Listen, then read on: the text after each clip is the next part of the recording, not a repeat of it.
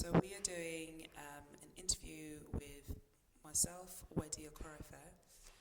The date is the 22nd of April 2017. We are recording in All Hallows Church in Southwark, London, and the individual being interviewed is Neil Fletcher, and the project is the Greater London Council Story. Right, and we're going to start. Okay, here we go. So, Neil, recording. Just checking it's recording. Would you like to tell me a little bit about your background and preceding your involvement with the Inner London Education Authority, and what was going on what was going on just before you got involved with the authority? Where were you at? Well, I won't go through my entire life story, you'll be pleased to know, but I came from the north of England, born in Blackpool, lived in Bolton, lived in Leicester, and then came to start university course in London in the early 1960s, moved out and finished off the work and studies that I was doing in Leeds. But I came down to London, where I've stayed ever since, without any movement at all, in 1970. I'd done teaching in schools and in colleges, and I'd got a job working in colleges, in a college in London, and I taught in the London boroughs of Harrow and Merton, North London as well as South London, but never part of the inner London boroughs at all. I nearly did.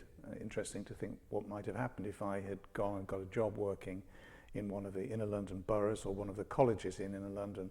I would have been disqualified from becoming an elected member of the Inner London Education Authority. But I didn't. So I got on to Camden Council in 1978, was elected for the first time, and within a year I was representing the Borough Council on ILEA, which was a surprise, wasn't anything I'd planned. There was a vacancy, I went for it and got it. And that's when it all started, really. So 1979 until 1990, 11 years, I was a member. Initially just representing the borough of Camden and seeing that their interests were represented.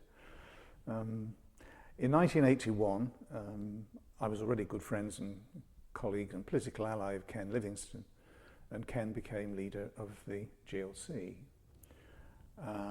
I was on the ILEA, but once Ken became leader, we had a big shake-up. New members came on. It became much more left-wing. I was one of those supporters of Ken's. And at that meeting in 1981, the first meeting following Ken's election as leader of the GLC, I got a job working for ILEA, and I was chair of the Further and Higher Education Committee, which in size terms made it a rather smaller, less significant committee than the Schools Committee. But having said that, I mean, there were 1,200 schools, so if you were chair of the Schools Committee, you looked after 1,200 schools. But as chair of the Further and Higher Education Committee, it was my patch, it was my area of interest. So becoming chair of that committee, which I did until 1987, so I did it for 6 years. In some ways, the best years of my life, because it meant looking after, funding, managing, overseeing an enormous area of London's interest in education. For example, there were 5 polytechnics, they're now universities. So we were running, and I chaired the committee that ran 5 universities. I can't imagine today anybody running 5 universities. If you're chair of governors or chair of the committee of a university, that's a big job. I had 5. I had 2 teacher training colleges as well. And that's just for starters, because we had, I think, 35 further education colleges spread across the 12, 13 boroughs. When I say 12 or 13 boroughs, there were 12 inner London boroughs plus the City and Corporation of London, which is very small but significant, and perhaps I can come back to that. They were important in funding. But nevertheless, across those 12, 13 boroughs, there were 35 colleges. There was also the Adult Education Service that came on my watch, as was the Career Service and various other things too. So it was an enormous area of responsibility, always regarded as less important than the schools, but I taught in schools. Okay, schools are important, but to me, the further and higher education remit was just superb. I couldn't really believe it.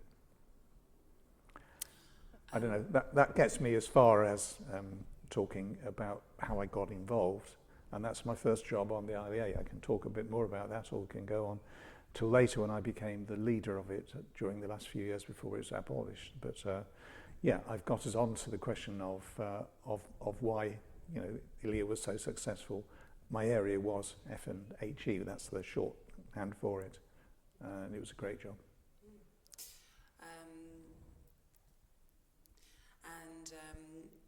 Would you also be able to speak a little bit about the political situation as well around that time? I can talk about the political situation in London. I can talk about it nationally as well. And in the end, the national politics prevailed, which is, in a sense, down the road a little bit from where we are at the moment. But certainly we were abolished because of the political aspirations and ambitions of Margaret Thatcher. But in terms of the politics of the GLC and the ILEA when I became involved, it had always been, and I think was always likely to have been, run by the Labour Party. Simply the composition. It still survives today. London is very much a Labour-focused city. And in those days, it was even more so, I think, than perhaps today. But nevertheless, all of the boroughs, with 2 or 3 exceptions, were run or dominated or controlled, should I say, by the Labour Party. There were Labour councils. Westminster wasn't, Kensington and Chelsea wasn't, and Wandsworth wasn't. Those were 3 Tory controlled, but all the other ones, 7 of them, the City Corporation of London always made a big fuss about not being run by one party and another, but as far as I was concerned, it was a very wealthy city, and by and large they tended to take the Tory line, but they were not conservative. It wasn't a conservative council. I enjoyed the politics of working with colleagues from all the other inner London boroughs. It was good to know that we had lots of money. We were the most well-funded local authority, the most well-funded local education authority anywhere in the country. I think I've not the statistics in front of me to prove it, but it was said to me at one time that the ILEA was the best funded local authority in Europe. We got a very large amount of money, which of course we thought was well justified because we were spending it on the poorest community in the United Kingdom. London still is a very poor city. It's also wealthy and affluent in some parts, but there are many parts of London you can go to and you can see real poverty, real desperation, and the education service is absolutely crucial if we're going to help people to get out of their poverty and become more prosperous and get jobs and qualifications and so on. So that was the sort of the political scenario that I became involved with. But I'd been a teacher, I'd been a lecturer, I was aware of social class, I joined the Labour Party years beforehand. I'd got a previous political interest in Trotskyist movements, but that was behind me. I joined the Labour Party, I think, in 1985 and started to work to win Labour control and to implement Labour Party policy, which I still do. I'm still a Labour Party member. And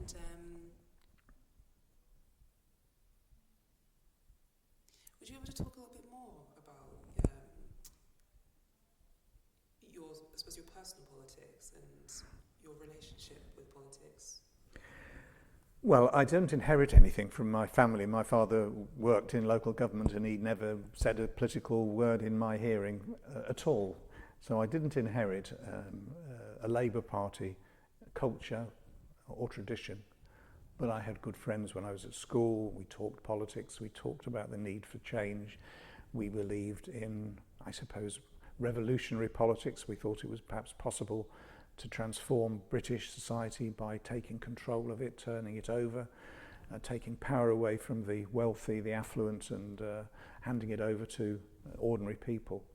It wasn't quite to be, but nevertheless there was a campaign, a battle to be fought which is why politics was always attractive to me. I believed we were doing something that was going to serve the interests of the large number of people, large families living in cities like London, struggling to make a living, needing help, needing support, and needing to get the exams passed and the qualifications obtained that would get them good jobs and allow them to earn a decent living, and hopefully get involved within the local party, their local parties, and campaign for it as well.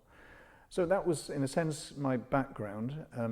I got friends, I developed friends through the Labour Party in London. I'd had friends in political circles up in the north of England in Leeds, where I'd been living just before coming to London.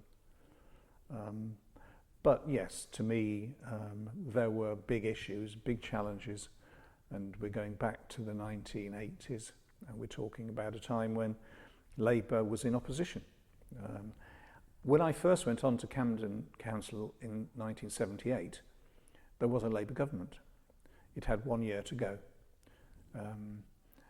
And it was starting to be difficult, perhaps, for the Labour Party to fund the projects, fund the services, the health service, local government services, education, that it would have liked to have done. There'd been various national crises, which we're quite familiar with in these days. But that was the last year of the Labour government, and in 1979, when I'd been on Camden Council for 1 year only, there was a general election and Margaret Thatcher was elected, and I think that changed, transformed the landscape, and politics have been different ever since.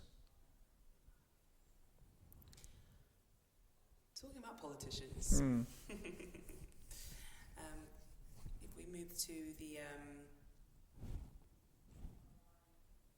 politicians, small politicians and ILEA and the GLC, would you be able to talk about the relationship between ILEA and the GLC? Yes, I think in terms of overall policies, I think we were of the same mind. We believed that it was necessary to transform society. I think it's fair to say that in terms of the policies that the Labour Party pursues these days, we were already doing it. I always used to think when we went up to Sheffield or Birmingham or other parts of the country for national conferences, we were regarded as being progressive. For example, we had a commitment to equal opportunities. We had a commitment to women's rights. We wanted to see women in jobs. I remember my commitment was really to do the same thing in my area, in the further and higher field. I think I appointed probably between 10 and 12 principals of further education colleges that were women. I'm proud of that. They were the best candidates, obviously, but they were perhaps more frequently overlooked in other areas and parts of the country. ILEA had that real commitment. We also appointed people from ethnic minorities into senior positions. I enjoyed that. It seemed to me this is what London is all about. Why I still live in London, because I enjoy that culture, that community spirit. And I think London is out on its own sometimes. But yeah, we were doing that in those days. And I enjoyed very much the opportunity to work in terms of pushing the barriers and making sure that we were trying to identify the community groups that were under pressure, that were not succeeding well. We used to look very carefully on the ILEA at the relative success stories in terms of exam passes of kids with different social backgrounds. It wasn't true to say that all the, if you like, the black community kids did badly and the white kids did well. That actually wasn't the way it was at all. There were some of the ethnic minority communities who did particularly well, succeeded better than the white working class communities. So you had kids from India, you had kids from China, you had kids from Sri Lanka who did really well, and they performed at the top of the, if you like, the league table in terms of performance, you know, O levels and A levels, or GCSEs as they're now called, significantly different name but the same sort of examinations, and the number of kids who went off to university when they were 18 or 19. Actually, the largest proportion of kids who were successful at all of those three levels tended to come from those, if you like, more successful communities in London. You then got some of the white communities, some of the white European communities who did pretty well. At the bottom of the league table were perhaps Bangladeshi kids, some kids from Pakistan tended to find it difficult, perhaps because they were the most recent arrivals in London and their families were perhaps struggling a wee bit more than some of the African communities as well as the ones I've mentioned. But what we did have was a situation where at the very bottom of the league table, the charts, were the white working class kids. Sadly, that still is the case today, and I think statistically, if you can, I can't quote you them here, but if you look at the success stories of kids, I think the test is free school meals, but if you then look at the kids who are on free school meals, i.e. from poor families, and you look at the white working class kids, or the white kids amongst that group, then you'll find they do particularly badly at those classic examinations, the tests that are set, the Ofsted equivalent tests, and also the GCSE and A-level exams, which is a pity, but it means there's something still to campaign for, to improve, to spend money. The government we've got at the moment doesn't want to spend money, but in fact what we should be doing is spending even more money educating those communities. And what was so GLC's interest in ILEA as well? GLC didn't have any involvement in education at all. The education service in London actually goes back to 1870, and the London School Board, which was established I think in 1890, was responsible initially for setting up and founding schools in inner London for kids from poor backgrounds. And the London School Board then became the London County Council in, I think, 1905. And it was the London County Council that carried on for the rest of the century, running the education, obviously mostly schools, more and more schools, but there was a legal requirement to provide an education for all London kids.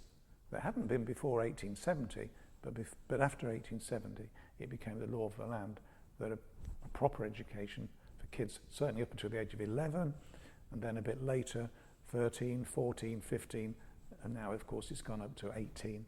But those were commitments that were carried out in London by the London County Council. The London County Council was eventually abolished, but immediately replaced by the GLC. Struggling to be precise about what year it was, but it was in the 1970s that happened. And you then had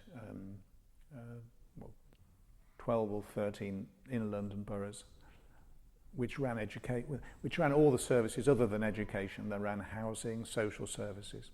But the GLC ran the big issues like transport, they did some housing, they did the fire service, the police service and so on. But they didn't run the education service because it was still had been run by the London School Board, and it was felt that the outer London boroughs were running education, but all the 12, I keep saying 12 or 13, inner London boroughs all didn't do education. It was done for them by the London School Board and then by ILEA. So it's a significant little bit of history that the borough councils, they do now run education in their own boroughs, but that's only in the last, since 1990. Before then, they had no involvement at all in running the schools.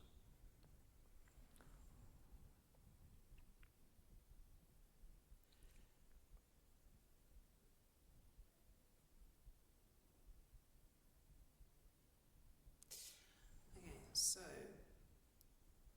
it's mostly a lot of this is obviously around the GLC and kind of getting as much, basically whatever your perspective is on GLC and like the GLC as an institution and the people that were involved and what you were aware of and who you were aware of as well.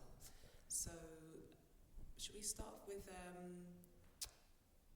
because and also actually the practical side of, so the ILEA and the GLC, as in like the way it was administered. Yeah. Well, actually, legally, the ILEA was a special committee of the GLC. That said, it was a simple technical, almost a legal description. The GLC had no powers over education at all. All all the members of the GLC who were elected across London, but those who came from inner London constituencies were on the ILEA automatically. So if you came from Camden or Southwark or Westminster on the GLC, you were also on the ILEA. That was a matter of fact from the start of the ILEA and remained so right until the end. In addition to those, I think there were probably about 40, maybe 40 or go on for 50 members of the GLC who served on ILEA from the inner London constituencies.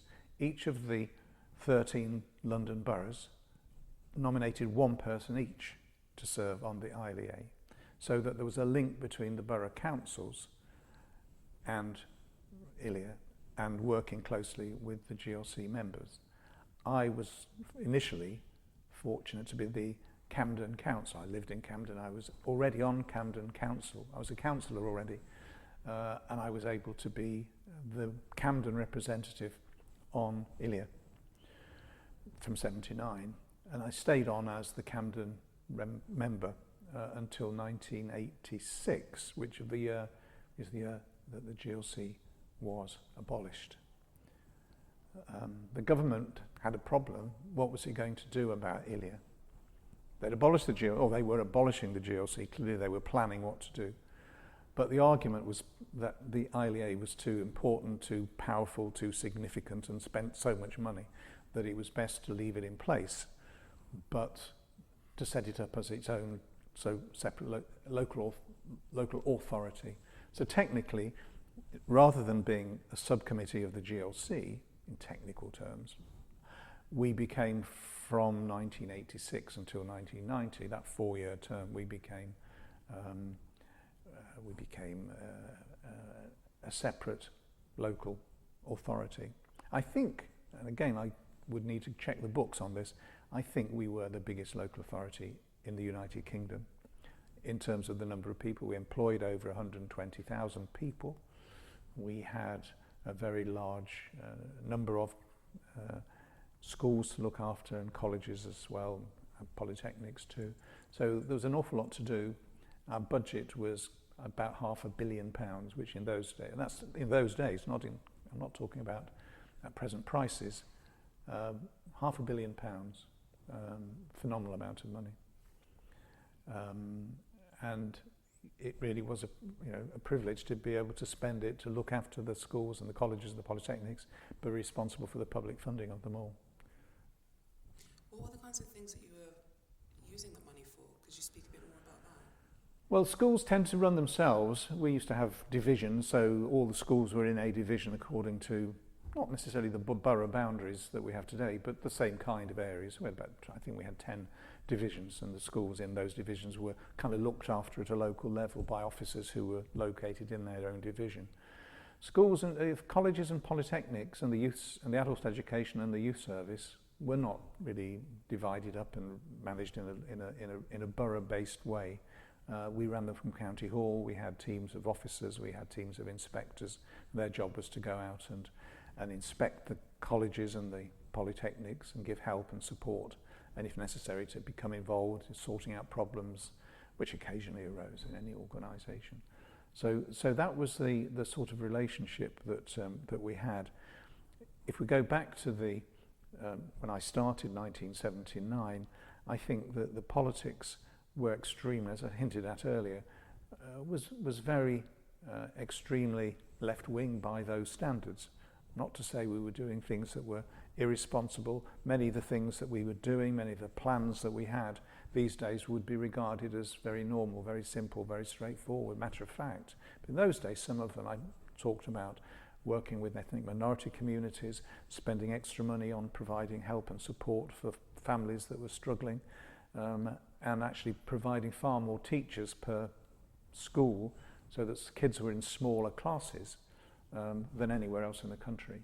One of the enormous things I'm proud of was how successful we were, just as one of the members, not taking any personal credit for it. We were proud that we did spend so much on our schools and employed, I think, some of the best teachers in the country, and the kids benefited from it. And when it was all abolished, I think it was real setting the clock back.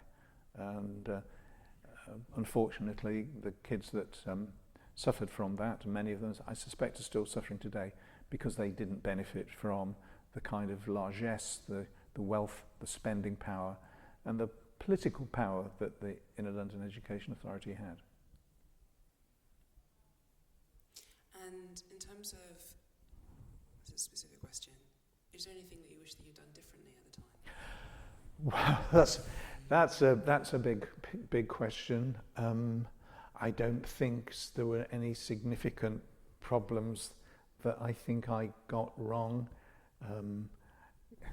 There may have been this or that decision. We were responsible for handing out large amounts of awards. We gave lots of grants to kids to go off to university, and adults as well, where it wasn't actually the law of the land that we as a local authority could give adults grants to go off to universities and get qualifications, but we did. We called them discretionary grants, discretionary awards, and that was very important. In terms of things that we got wrong, I guess we may have made the odd mistake and given somebody a grant or an award who shouldn't have. I think there were some examples that some people used to pretend they lived in inner London so that they could apply for a discretionary grant, but then, hey, it was doing something that was probably wrong, but for a good reason. As far as some of the reorganisations were concerned, there may be things that we could have done differently. I don't know whether you want me to talk about it, but one of the big reviews that I conducted when I became the chair of the Further and Higher Education Committee in 1981, and as I said, carried on for 6 years doing that, I said I wanted to review all the way that the further education colleges and the polytechnics were organised. I wasn't sure that we were doing it in the right way, that they were, for example, were they overlapping with different subjects that, or overlapping doing the same subjects that could be done differently. And there were concerns that perhaps we needed to look again at some of the art and design colleges, which some people were saying we had too many in inner London. And that actually, out of what we did, we had a review, I set it up, I chaired it, and I think perhaps in some ways, some of the more significant things that I did was chairing that review of the further education colleges and the polytechnics. But we created something which is now the University of the Arts. I chaired the review that brought together 7 different art colleges, and that was phenomenal. There's a lot of opposition. That each of the colleges resisted being merged. They didn't want to be merged. Chelsea didn't want to be merged with Central, St Martin's didn't want to be merged, and so on. There was a London College of Fashion, there was a London College of Communications, that's using today's term, the College of the Distributive Trades, there was a Meat College, and it was a real struggle getting them to merge. I mean, we had the power, we could do it, we did it. Did they want it to happen? No. Were they wrong? Yes. Was I right? Yes. And the merged colleges that became something called the London Institute from 1987 onwards, and I chaired the governing body of the London Institute when it came into existence. In due course, it became the London Institute, became the University of the Arts, which is what it is now. And I think it's a very successful London-based university. And I take great pride. I'm still slightly involved with it. I go to things. I have no job or responsibilities at all. I'm not on the governing body. But yes, that was one of the achievements that the ILEA did that nobody else could have done. These days, if you want to merge 2 colleges, it's God's own job. I mean, the resistance is enormous. So the idea that we merged 7, we then added another couple on later, brought them together. They squealed. They didn't want it to happen. And we said, but we're going to do it. And we did. And I think the success, if you go to the University of the Arts, you talk to people who are students there, talk to people who work there, talk to the Vice-Chancellor there, I think they all think it was a great step forward. And I take a lot of pleasure from that and take a little bit of pride.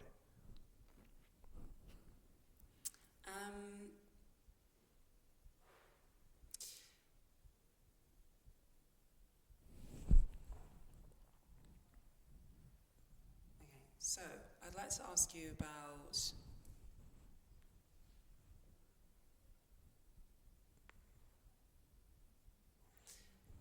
just to get get some, I don't know, to speak a little bit more about your awareness of GLC and its workings and events and their policies and things of that nature. Yeah. Just get sort of your perspective on those things. Well, I say I wasn't a member of the GLC, but many of the people on my committee and on the ILEA were. I said there was a possibility that you could be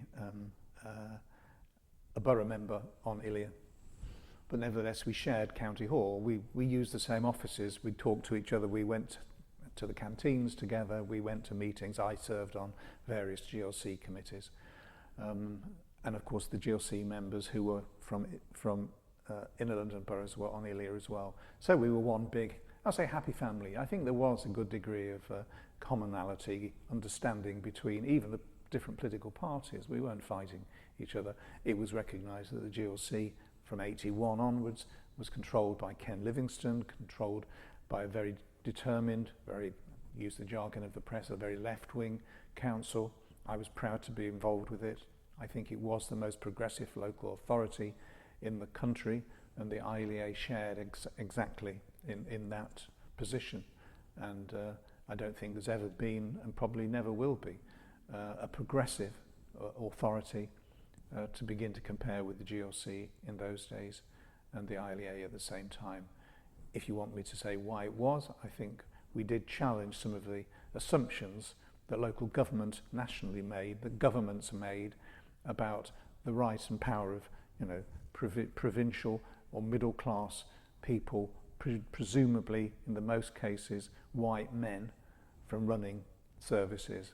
We actually stood that on its head, and it was, I think, the GLC and the ILEA equally both shared the commitment to London people. If you're voted for as a councillor by a mixed multiracial community, you've got to serve their interests. You've got to look after them, all of them, all groups. I've got to serve the interests of the white rich people. Yeah, of course I want to make sure they do and get everything they can out of education. But I've also got to make sure that the struggling groups within society are looked after, are protected, are assisted, educated, trained, helped to get into university. And I think we did that. I think the success, somebody once said to me that if you took all the kids who'd been through ILEA schools and ILEA colleges and were at university, they could fill Stamford Bridge football ground at any one time. And people sometimes used to say, oh, it's a waste of public money, it's too rich, it's too extravagant, it spends too much money. But what we were doing was filling a football ground with Londoners who were getting university degrees and going on to get good jobs. Or jobs, I hope they were good jobs, I hope they did well. But at least they had a chance. And I think it was that positive discrimination, standing out against racists and standing and working with Tories. There were Tories I liked and got on with and shared some of our aspirations and ambitions. But they wouldn't have done it if they'd have been in power. It was because we were in power and we had the backing of the communities, we had backing of the London Labour parties, and they shared everything that we did. So it wasn't a battle. The battle was with central government, and in the end central government won. We were abolished. And speaking about the abolished, so GLC and its abolishment, obviously the ILEA went on for quite a few years afterwards. Yeah, that's right. Can you speak a little bit about that time when the GLC was abolished? Well, it was very, very difficult, very, very painful. We were, I think, certainly all the elected Labour councillors of the GLC and the ILEA were horrified and appalled that in spite of the campaign, Ken Livingstone led a great campaign to save the GLC, but he failed in the end. I don't believe that there was a sensible reason for abolishing the GLC other than simple political, stupid prejudice on the part of Margaret Thatcher and her friends. I don't apologise for saying that. I think it's a matter of simple facts. If you look at what happened after the GLC was abolished, in the end, was it 20 years later or so, of course, they reinvented the London Assembly. And of course, the London Assembly was, in its earlier form, the GLC. if it made sense then to create London Assembly, which of course Ken Livingstone went on and he became the Mayor of London. But he'd been the leader of the GLC some 10, 15 years before. And there were people who said, well, haven't we been here before? But nevertheless, that was what had happened. Personal spite on behalf of Margaret Thatcher and her cabinet abolished the GLC. It was difficult for the ILEA to carry on because we were losing our people, we were losing lots of staff who served both authorities, because we did have people who had expertise in buildings, in salaries, in recruitment, and all those office areas.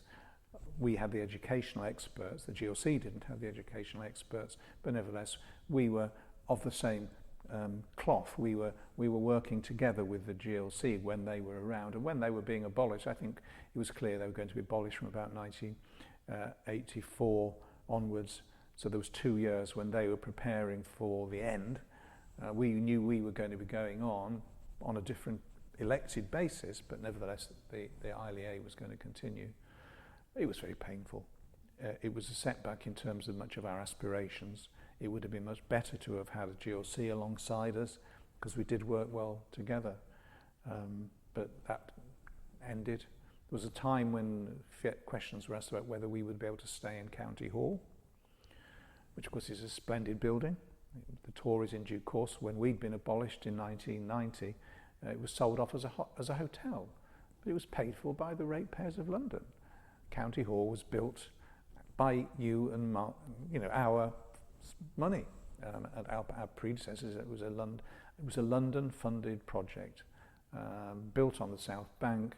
Splendid building. What it is now is a hotel making money for rich people, and that stinks as far as I'm concerned. But we were nevertheless doing the best to see that the ILEA would continue, keep the traditions going. I think we did a good job, and when the GLC had been abolished, we got stuck in, and it became a matter for all the councillors, mostly Labour, but of course there were some Conservatives as well on the Inner London Education Authority, and our job was to keep the tradition going, keep the spirit going, keep the policies alive, and make sure, if we could, that we kept the traditions of the GLC going in the educational field. I think we did a good job at that, but eventually, of course, Margaret Thatcher decided we had to go as well. Can you tell us why the ILEA had to go after the GLC? Well, Margaret Thatcher had, who'd been Prime Minister since 1979, we're now talking about 1986, we carried on. We were elected, I was elected from 1986 on. All the other councillors were elected by parliamentary constituencies. So I was elected by Holborn and St Pancras electors, so it was the same parliamentary constituency as Frank Dobson, who was the MP for that constituency in Parliament. And we carried on. We fought hard. But nevertheless, I think it was clear that Margaret Thatcher was under pressure from some of her Tory friends to abolish us. I think for no good reason. I think it was for spite, because we spent a lot of money, and they thought we were spending money on working class people and middle class people, but we were not spending it on the rich. Of course, people in Kensington and Chelsea, most of the people who've got kids in Kensington and Chelsea, send their kids to private schools. They're paying their rates to County Hall, but actually they were paying for their own education, the education of their own kids themselves. Same is true of Westminster, and same true to some extent in Wandsworth. Same in other boroughs as well, but it was those ones that had got a biggest number and the biggest size of the population that were paying for an education service that they didn't use. So Margaret Thatcher initially, there was an election in 1987, general election. And during the general election campaign, Margaret Thatcher said, or her manifesto, said what they would do was allow boroughs to opt out. In other words, the ILEA will continue, but if any of those 13 local authorities decide to opt out and become their own education authorities, she would elect them. That was in the Queen's speech in 1987 when the Tories won the general election again. Interestingly though, once the bill was published, mid-1987, which was going to reform the education service, it was clear that some of Margaret Thatcher's backbenchers wanted her to go for abolition. We fought and we campaigned against it. We didn't want to lose Wandsworth and Westminster and Kensington and Chelsea at all. We didn't want to lose them at all. We didn't want them to have the right to opt out. But at least if they had have done, the rest of the inner London boroughs, Labour-controlled boroughs, would have continued and would have run the education service. But once Margaret Thatcher was ganged up on, there were two prominent Conservative members of Parliament who were responsible. One was called Michael Heseltine, and the other one was called Norman Tevitt. They're still around, they still crop up on television from time to time, different political persuasions within the Tory party, but they signed an amendment which moved to add to the Queen's speech, or add to the Education Reform Act, that the government should go for outright abolition. I mean, that really was the final straw and marked I think the beginning of the end. I became leader in 1987. I replaced Margaret. God, I've forgotten her name. Frances Morel, do apologise. I replaced Frances Morel as leader. She was not popular. It was clear that she was losing support within the Labour councillors. We used to call it the Labour group. The Labour group didn't like Margaret, and I was elected to replace her as leader. So for 3 years, I led it, but unfortunately for 2 of those 3 years, it was very clear that we were going to be abolished. And indeed, the last year was one of the most miserable years of my life, because basically I was simply preparing to hand over the education service to the London boroughs. They, of course, while saying on the one hand they thought it was outrageous that ILEA were being abolished, privately they were licking their lips and thinking, wouldn't it be good to get our hands on all that money and get our hands on the education service and run the schools in our own boroughs. They'd never had run schools in their budgets, run schools in their own boroughs before, but they thought it was very exciting and a great opportunity. I guess I can understand that. I don't sympathise with them. But nevertheless, once it was down to the fact that we were going to be abolished come 1988, the Education Reform Act that Kenneth Baker was responsible for bringing through the House of Commons, eventually the House of Commons and the House of Lords, in spite of all that we'd done to campaign as hard as we could, we were abolished in the House of Commons, and that meant effectively we had 2 years left to go. 2 years were due to abolish, and we were abolished on the 31st of March in 1990, at which point ILEA came to an end, my political career came to an end, it was all over, and the boroughs took over. Very sad moment, not making a personal point, but I think very sad for London's education service, which had been around, had been together, had been united since 1870.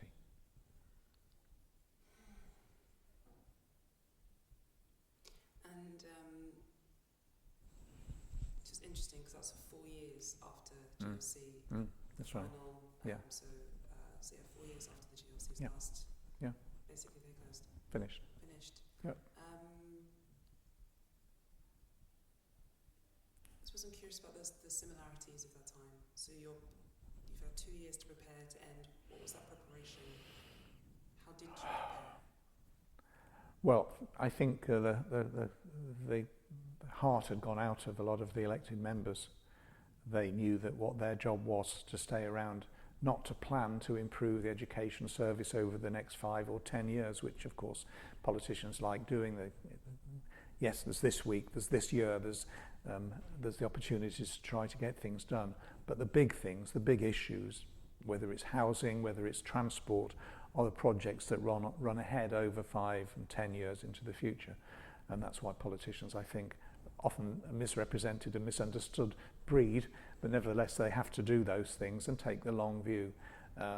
to be around in London and to be involved with running the education service over the next 5 years or 10 years, start to think about the schools, think about the colleges, thinking about the way that you should be training your teachers, the way that you should be helping kids to qualify and go into sixth forms or go into further education colleges and then go on to university or colleges and get qualifications that will get them jobs. All of that is the big picture.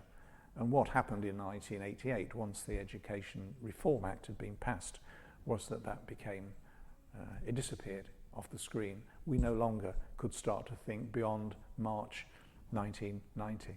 And that meant we just focused on, I suppose, doing what we could. I think we did a good job. I think none of us liked it. I certainly didn't like it.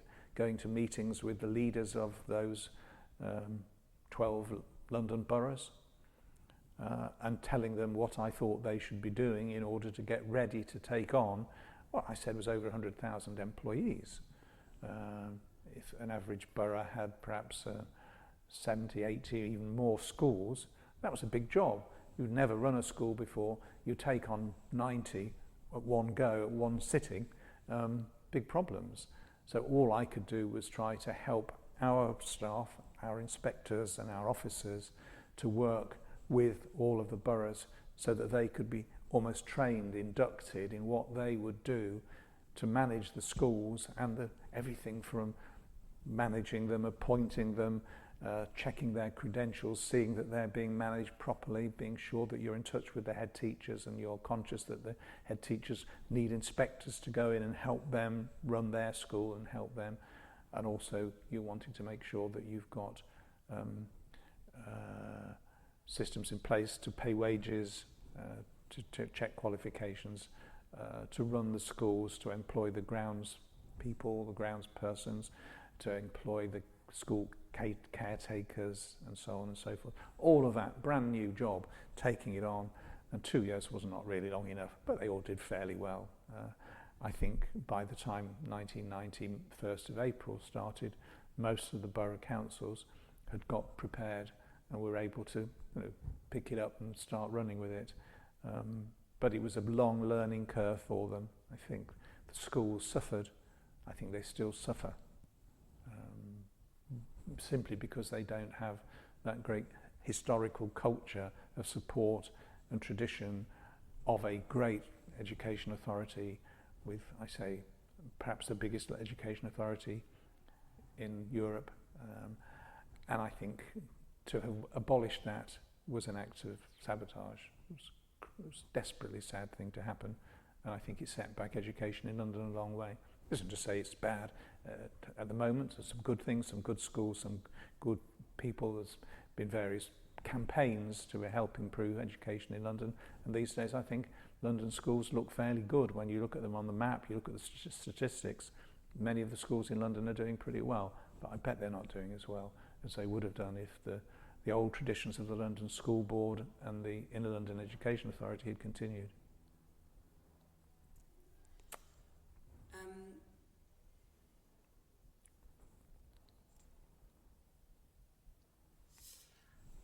Come to sort of the end of so GLC and Yep. ILEA ended, talking about passing on knowledge to people who then sort of like taking over the reins of the education system and authority.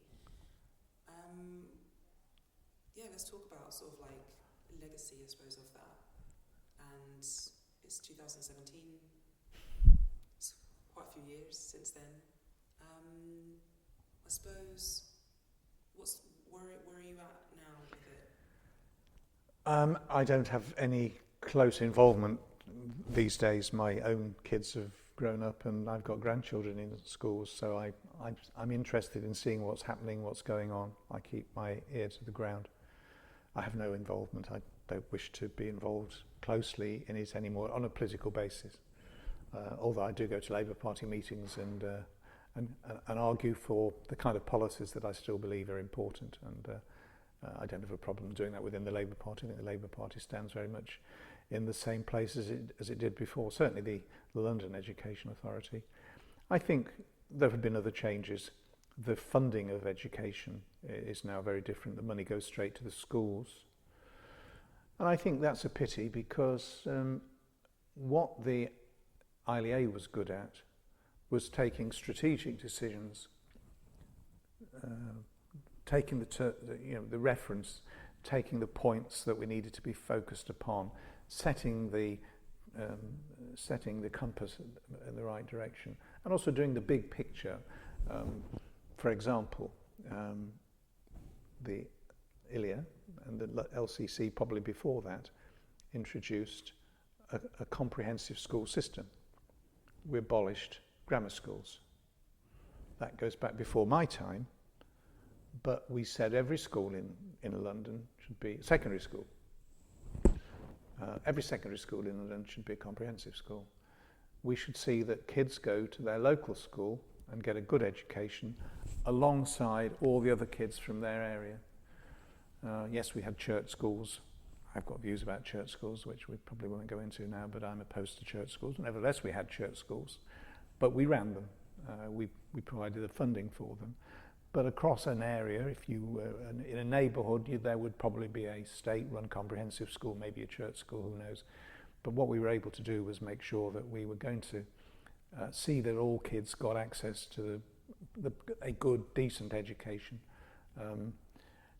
wherever they were. And introducing comprehensive schools was a good example of where ILEA had taken the lead. Most authorities in the country took the same view, and in the end they also abolished grammar schools. There's still a few boroughs, but although they make a lot of headlines in the newspapers at the moment because the Prime Minister seems to want to reintroduce grammar schools, which isn't supported by the majority of her own party, but nevertheless, if she wants to go down that road, she'll learn for herself. But by and large, comprehensive schools make sense. You're educating everybody together. The kids that are backward, a bit slow perhaps at one stage, with help and support, they can catch up and make progress. People with difficult social backgrounds, home problems, can get some support in school, and that can compensate them for perhaps problems they've got with their families, with their parents or whatever. So all of that means a good comprehensive school is a community-focused school, and that's brilliant. And I think we should be supporting that policy and those sorts of schools. What we're now seeing, and of course, if ILEA was still around today, it would be having to come to terms with academies and with free schools, both of which I'm totally opposed to. I think local education authorities, whether it's ILEA or whether it's the borough councils or the county councils throughout the land, are best placed to take those strategic decisions, to keep an eye on the schools. They can identify a school that's got problems, they can take action, they can go in, they can put inspectors in, they can help turn schools round. But by and large, the majority of schools perform well, are giving good education and helping kids to get on in a progressive way. We don't need academies, we don't need free schools. It's a desperately sad state of affairs, and I will do all I can to fight to see that academies and free schools are abolished. And if we do have a Labour government, either later this year or at some point in the future, I hope that they'll take that step as well, because we want schools to serve the entire community. And I mean the entire community, not just the brightest, not just the kids from the richest families, but entire communities. And I think that is an overriding policy commitment that the Labour Party sometimes needs to fight a bit harder about, but by and large, I think they do a good job.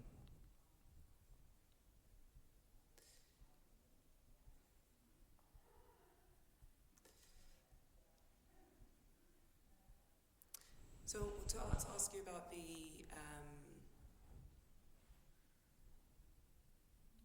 positive elements of life in London today, and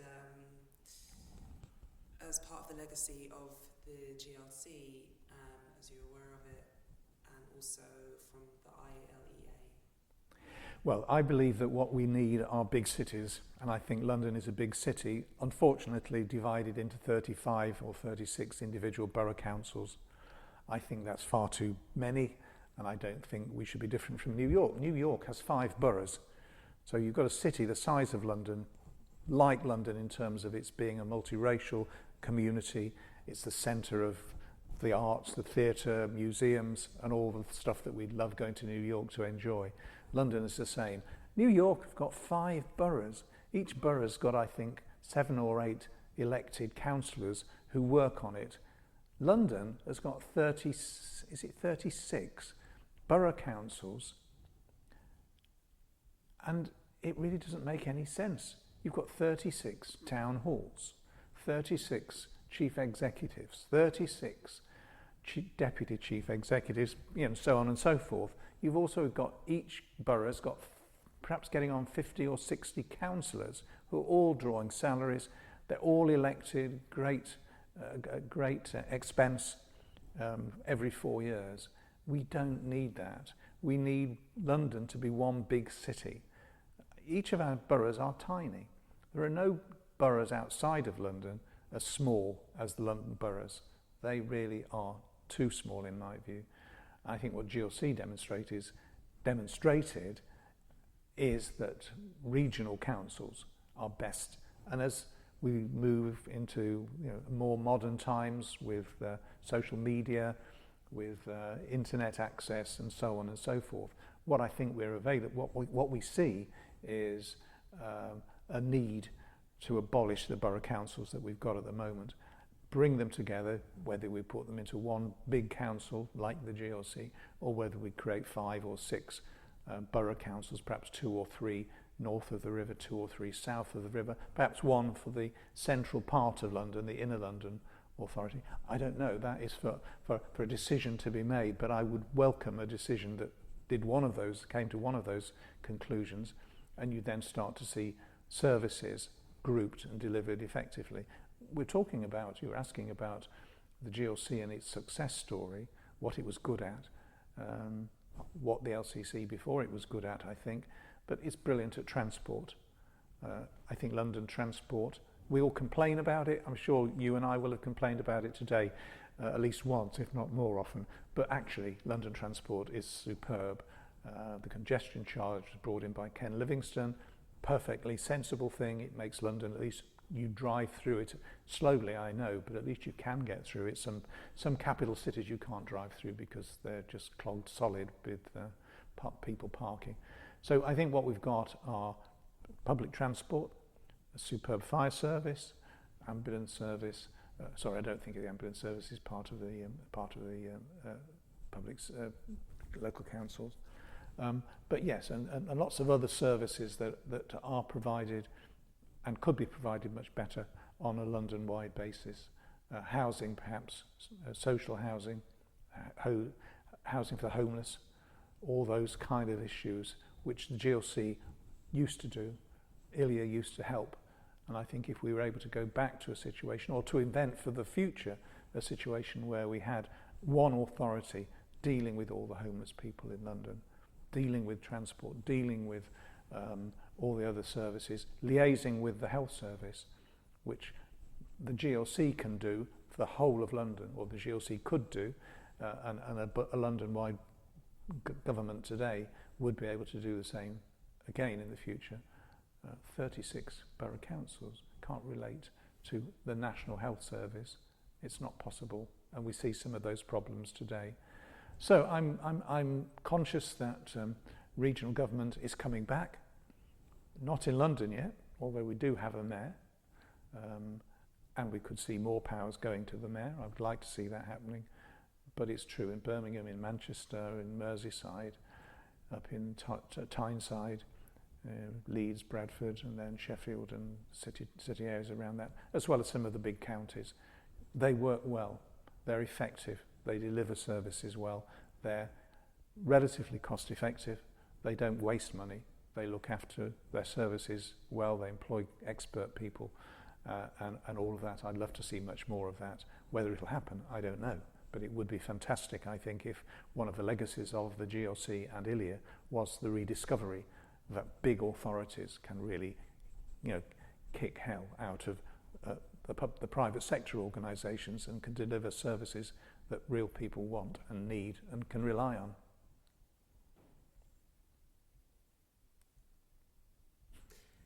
Lots of people don't know about the GLC or even the ILEA. Why do you think it's been forgotten? I guess the London population does turn over at a great speed. Lots of people come here. If they come from abroad, they live here, and then they move on somewhere else. They move out of London. So the verbal tradition, the passing on of, the history of London and its tradition, its record, the GLC, the ILEA. I think there are not that many people.